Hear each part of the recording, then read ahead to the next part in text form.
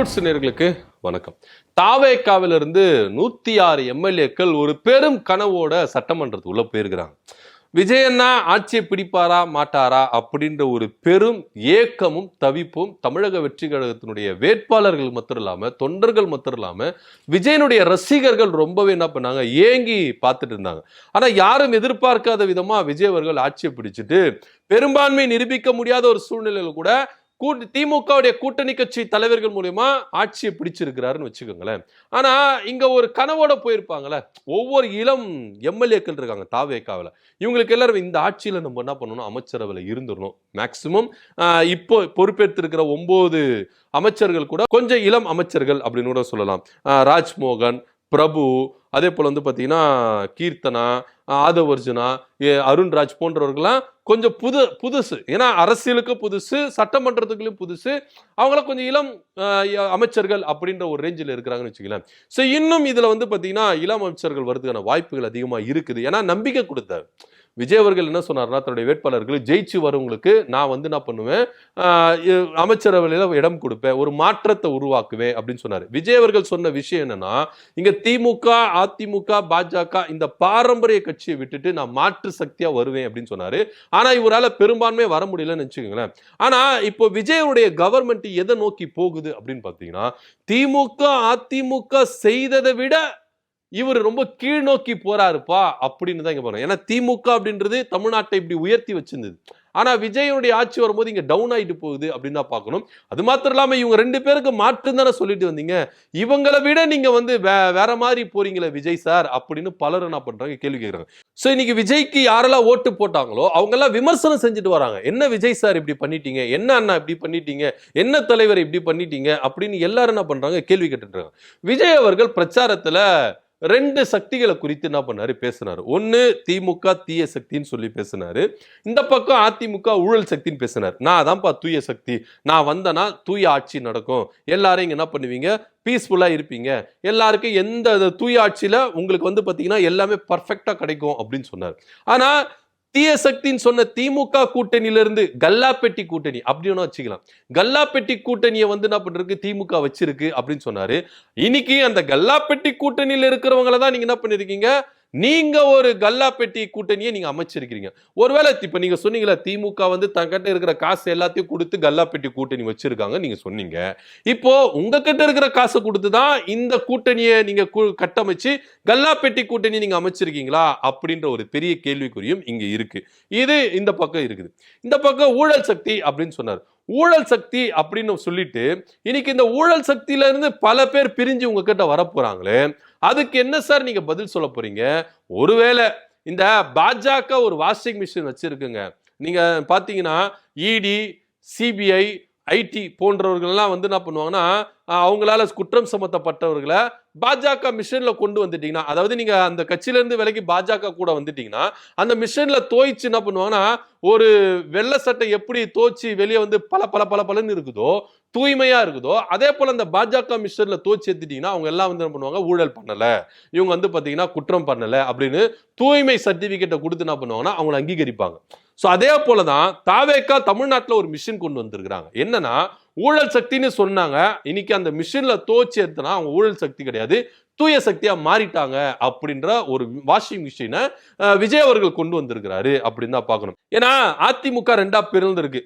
எடப்பாடி பழனிசாமி தரப்பு, சிவி சண்முகம் தரப்பு. எடப்பாடி பழனிசாமி தரப்பு தாவேகாவுக்கு ஆதரவு இல்லை அப்படின்றாங்க, சிவி சண்முகம் ஆதரவு அப்படின்ற ஒரு நிலைப்பாட்டில் இருக்கிறாங்க. இப்போ நீங்க உதாரணத்துக்கு எஸ்பி வேலுமணி மேல வழக்கு இருக்கு, ஊழல் வழக்கு இருக்கு.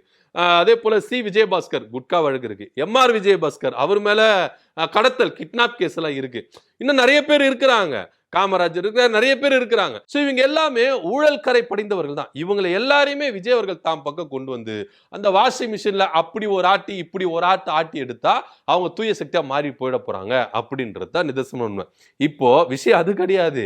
என்னன்னா இந்த பக்கம் இந்த ஆதரவு தராங்களே, கிட்டத்தட்ட 28 எம்எல்ஏக்கள் சிவி சண்முகம், எஸ்பி வேலுமணி உட்பட 28 எம்எல்ஏக்கள் விஜய்க்கு ஆதரவு கொடுக்குறாங்க. மொத்தமா அதிமுகவுக்கு 47 எம்எல்ஏக்கள் இருக்காங்க. ஏன்னா நீங்க இந்த தேர்தலில் கூட்டணி கட்சியோட இது பண்ணாங்க, 47 எம்எல்ஏக்கள் அதிமுக பெற்றிருக்கிறாங்க. இதுல 28 எம்எல்ஏக்கள் விஜய்க்கு ஆதரவு தரேன் அப்படின்ற ஒரு போர்க்கொடி தூக்கிருக்காங்க. மீதி 19 எம்எல்ஏக்கள் எடப்பாடி பழனிசாமி தரப்புல இருக்கிறாங்கன்னு வச்சுங்களேன்.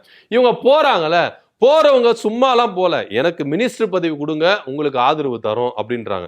CV. Shanmugam, S P. Velumani, C. Vijayabaskar, MR. Vijayabaskar, Lima rose, Natham Viswanathan போன்றவர்கள் ஒரு 8 முதல்ல இருந்து 5 அமைச்சர்கள் அப்படின்ற ஒரு பேரத்துல பேசிக்கிட்டு என்ன பண்றாங்க, விஜய்க்கு ஆதரவு கொடுக்குறாங்க அப்படின்னு சொல்லிட்டு என்ன பண்றாங்க, பேச்சுகள் அடிப்படுதுன்னு வச்சுக்கோங்க. சட்டமன்றத்துல எடப்பாடி பழனிசாமி கூட சொல்லியிருக்கிறாங்க, நான் சொல்லல, சட்டமன்றத்துல இது ரெக்கார்டு.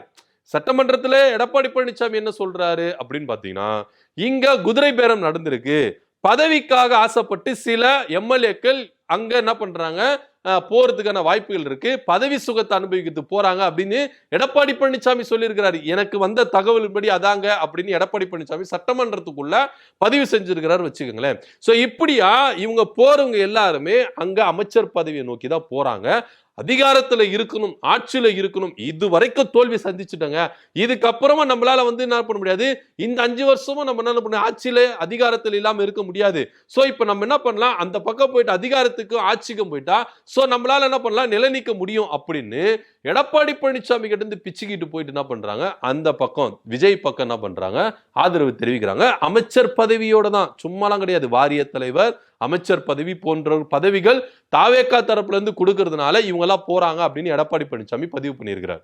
இப்போ தாவேக்கா பக்கம் ஒரு கனவோட உட்காந்துருவேன், நம்ம மாவட்டத்துல இருந்து ஒரு அமைச்சரை சூஸ் பண்ணல, அப்ப நான் தான் அமைச்சர், நம்ம சமூகத்துல இருந்து ஒரு அமைச்சர் வரல, அப்ப நான் தான் அமைச்சர் அப்படின்ற ஒரு கனவோட ஒரு விஷனோட இருப்பாங்களே, அவங்க கனவுல டன்னா கொட்டியா மண்ணு அப்படின்னு சொல்லிட்டு டிவிகே தலைவர் முதலமைச்சர் விஜய் அவர்கள் டன்னு கணக்குல என்ன பண்ணாரு, மண்ணை வாரி கொட்டி இருக்கிறாரு. ஏன்னா இந்த பக்கம் சீனியர் எல்லாமே போறாங்க.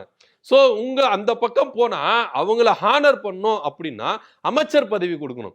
அப்ப எப்படிங்க உங்களால தூய சக்தியா கொடுக்க முடியும்? அப்ப உங்களையே நம்பி ஒரு கனவோட வந்திருப்பாங்களே, அவங்களுக்கெல்லாம் மண்ணை வாரி போட்டீங்களே, அவங்க கனவுகளுக்கு ஆப்படிச்சிட்டீங்களே அப்படின்னு தானே எல்லாருக்கும் தோணும். ஏன்னா டிவிகேல இப்போ அவங்களுக்கு அடிச்சது ஜாக்பாட், அதுல இருந்து வித மாற்றுறது இல்லை. ஸோ இருக்கிற வரைக்கும் அதை தக்க வச்சு கொள்றதா பார்ப்பாங்க.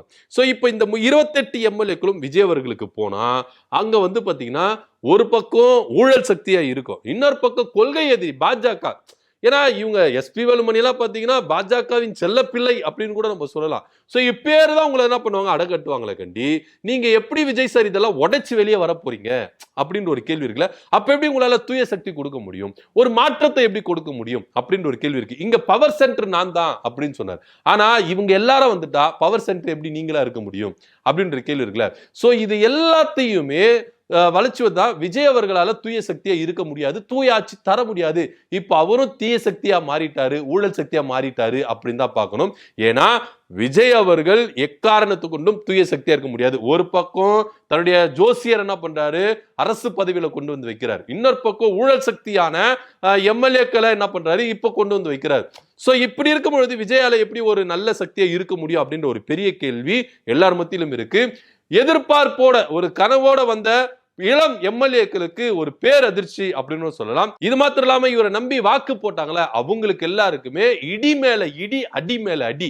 எப்படி விஜய் சார் நீங்க இப்படி பண்ணிடலாம், எப்படி விஜய் சார் உங்களை நம்பி தானே சார் ஓட்டு போட்டோம், நீங்க ஒரு நல்ல ஆட்சி கொடுப்பீங்க தானே ஓட்டு போட்டோம், இன்னைக்கு ஊழல் சக்தியை கொண்டு வந்துட்டு பக்கத்திலே உட்கார வச்சுட்டு எப்படி சார் உங்களால ஒரு நல்லாட்சி கொடுக்க முடியும், கரப்ஷன் இல்லாம ஒரு ஆட்சி எப்படி கொடுக்க முடியும் அப்படின்னு சொல்றேன். ஏன்னா நீங்க ஒரே ஒரு விஷயத்தை மட்டும் நல்லா நோட் பண்ணுங்க, சோசியல் மீடியா அப்படின்ற ஒரு விஷயத்தை வைத்துக்கொண்டு விஜய் கட்சியினர் பேசாத பேச்சுகள் இல்லை, சொல்லாத சொல்லாடல்கள் இல்லை.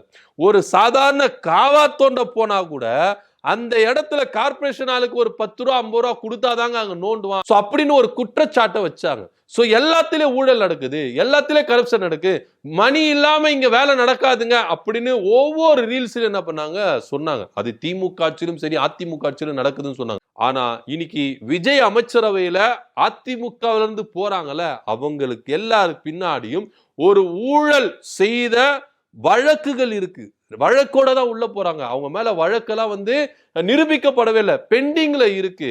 சோ இந்த வழக்கு எல்லாமே அந்த பக்கம் போயிருச்சு அப்படின்னு தான் பார்க்கணும்.